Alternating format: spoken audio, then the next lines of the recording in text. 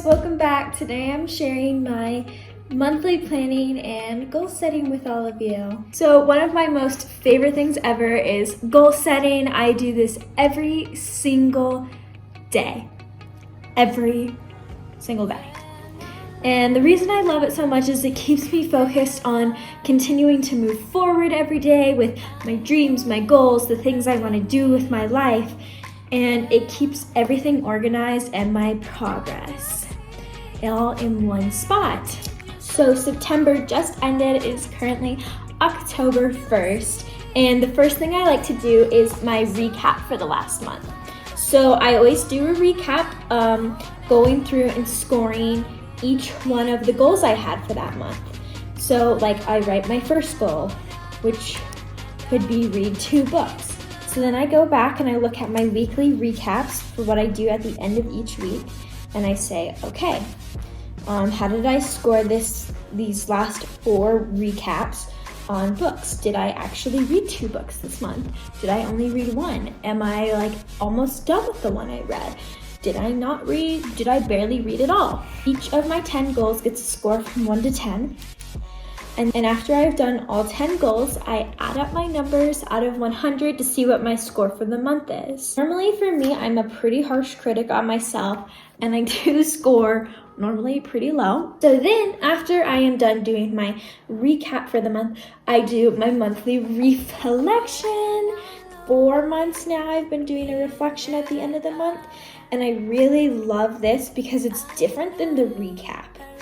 So at the end of my reflection each month, I section off this page and I write down 5 moments I'm proud of for the month, 5 things that like really stood out to me. It can be anything from like helping a student to accomplishing this goal that I had that I achieved. Then what I do is I write some accomplishments, so more things that I did this month that I got done that I'm proud of. And I usually write about 3-ish of them or more if I can.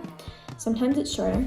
Then I like to start to get excited for this new month coming up, and I write a couple of things I'm excited for. It can be anywhere from like my day off, class I'm taking, or somewhere I'm going, or our first dance competition. Then I write several things I am grateful for that happened within the month. So like I'm grateful for, I haven't done it yet, so I don't know yet. Whatever books I finished / read that month. If I finish the book, it's written on the paper. Because I think it's important to note that.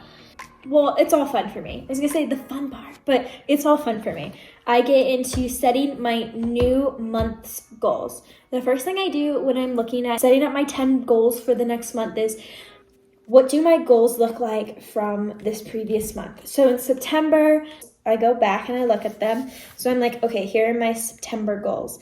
Did I achieve this goal 1? Yes or no? If I didn't achieve that goal, it gets rewritten.